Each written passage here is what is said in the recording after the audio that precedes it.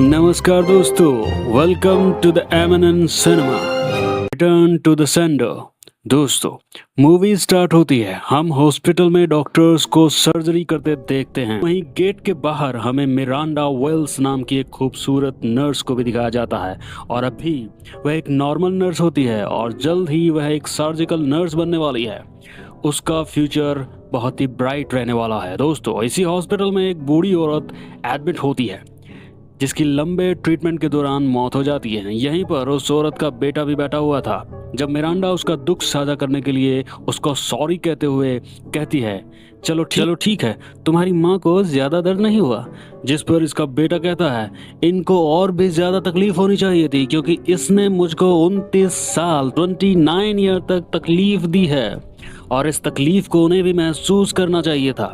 दोस्तों, उस बूढ़ी औरत का बेटा हर रोज इसको देखने के लिए आया करता था, इसलिए मिरांडा को लग रहा था कि शायद वह अपनी माँ को बहुत प्यार करता है। लेकिन यहाँ पर सब कुछ बिल्कुल उल्टा था। दोस्तों, अब मिरांडा हैरान रह जाती है और चुपचाप वहाँ से चली जाती है। तभी थोड़ा आगे जाने पर मिरांडा को उसकी फ्रेंड मिलती है जो उससे कहती है कि क्या वह ब्लाइंड डेट पर जा रही है। दोस्तों, मिरांडा उसकी बात का कोई जवाब नहीं देती। अब मिरांडा का शिफ्ट खत्म हो जाता है तो वो लॉन्ड्री से अपने कपड़े लेने के लिए चली जाती है और जब वो साइन करने लगती है तो उसका पेन खत्म हो जाता है। यहाँ मिरांडा लॉन्ड्री शॉप से पेन लेने से हिचक रही होती है। दोस्तों, साफ साफ देखा जा सकता है कि वो हाइजीन का कुछ ज़्यादा ही ध्यान रखती है। दोस्तों, ये बारीक बारीक डिटेल्स ही एक किरदार को समझने में हेल्प करती हैं, इसीलिए हर बारीक डिटेल पर फुल फोकस करना होता है। अब मिरांडा घर से तैयार होकर अपने डैड से मिलने उनके घर जाती है। तभी उनका कुत्ता मिरांडा पर झपटता है क्योंकि वो मिरांडा को अभी ठीक से नहीं जानता है और इसीलिए वो उस पर झपटा, जिससे उसकी ड्रेस फट जाती है। अब मिरांडा को बहुत बुरा लगता है और उसका दिमाग खराब हो जाता है। इसके बाद मिरांडा अपने डैड से कुछ बातें करने के बाद वो दोनों एक रेस्टोरेंट में डिनर के लिए जाते हैं।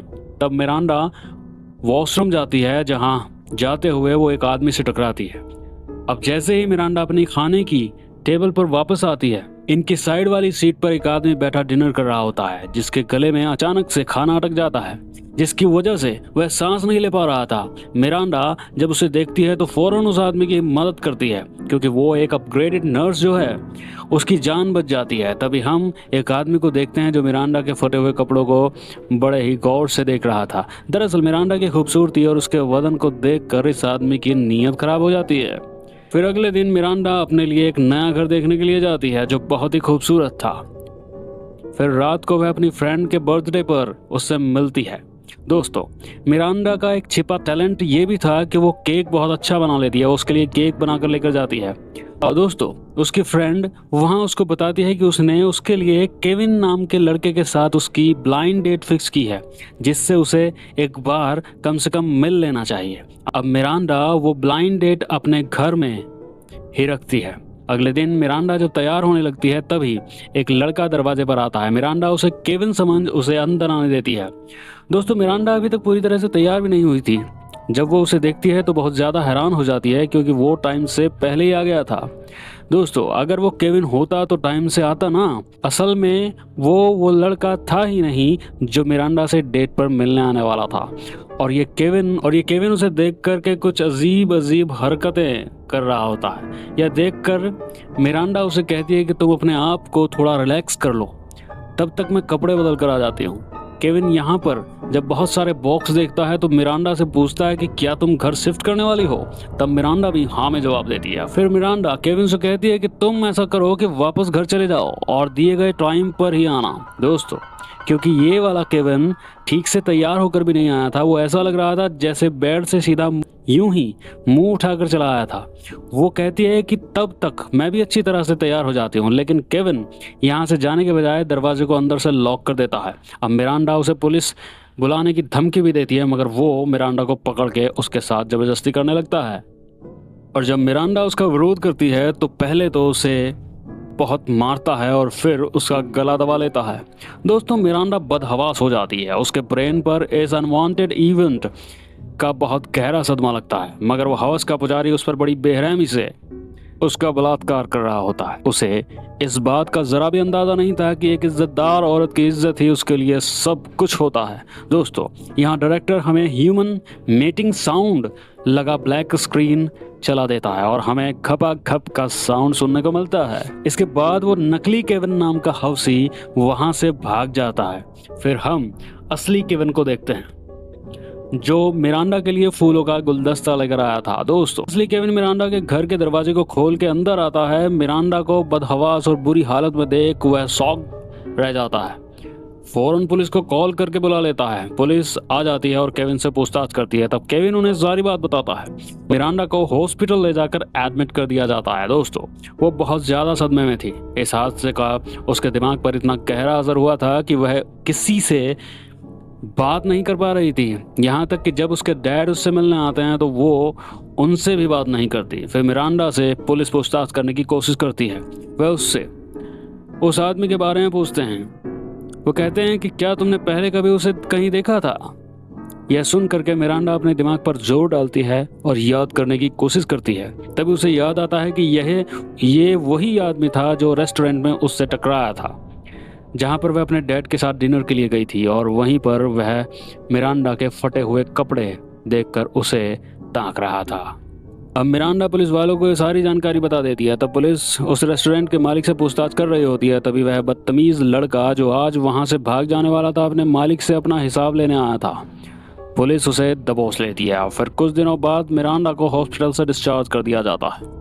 लेकिन अभी भी वह अपने साथ हुए इस जबरदस्ती के सदमे पर नहीं पाए थे। से अपनी बेटी की ऐसी हालत देख करके उसके डैड भी बहुत ज़्यादा टेंशन में थे और उसके दोस्त भी बहुत ज़्यादा परेशान थे। मिरांडा भी अपने जिस पुराने घर को बेचना चाहती थी, इस भयानक हादसे की वजह से उसे भी कोई लेने के लिए तैयार नहीं था। अब मिरांडा जिससे भी मिलती और बात करने की कोशिश करती, कोई भी इंसान उसके साथ अच्छा बर्ताव नहीं कर रहा था। लोगों को देखकर ऐसा लग रहा था कि जैसे उनकी नज़रों में मिरांडा ने बहुत बड़ा गुनाह कर दिया हो। वह इतनी ज़्यादा सदमे में थी कि हॉस्पिटल में भी सही तरीके से काम नहीं कर पा रही थी। जब वह पेशेंट को इंजेक्शन लगाती थी तो उसके हाथ कांपने लगते थे। वह हमेशा ही अपने साथ हुए बलात्कार के बारे में सोचती रहती थी। वो उस हैवानियत को भूल ही नहीं पा रही थी। सही तरीके से काम न करने की वजह से हेड डॉक्टर्स ने उस पर गुस्सा किया और उसे बहुत समझाने की कोशिश की।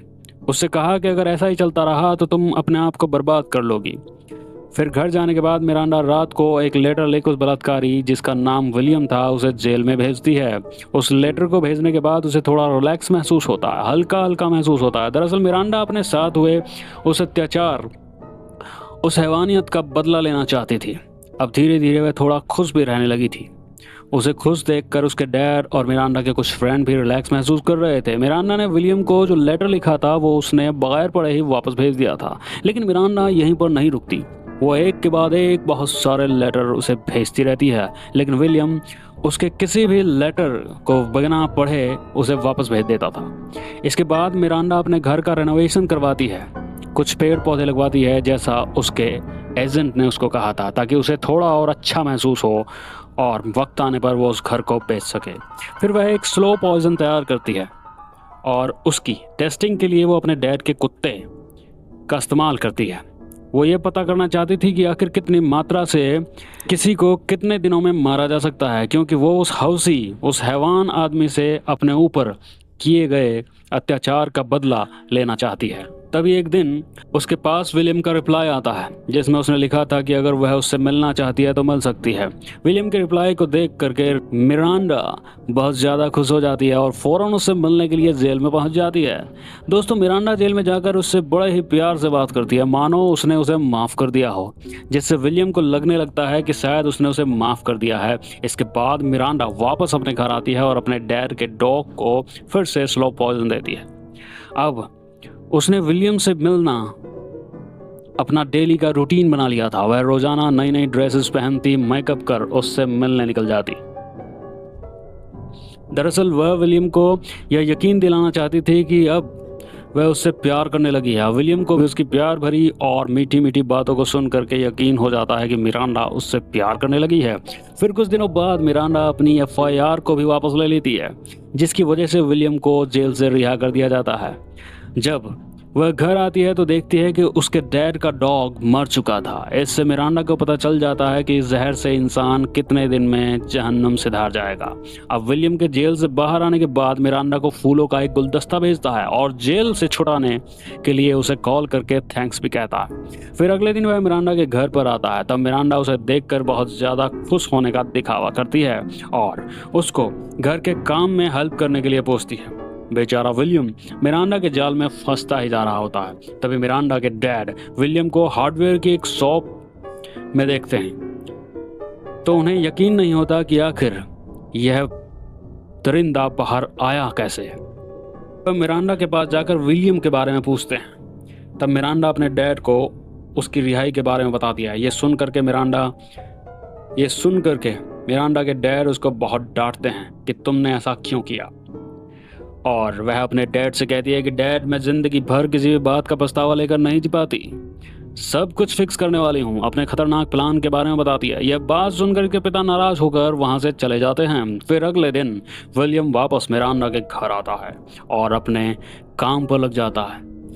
मिरांडा किचन में जाती है और उसके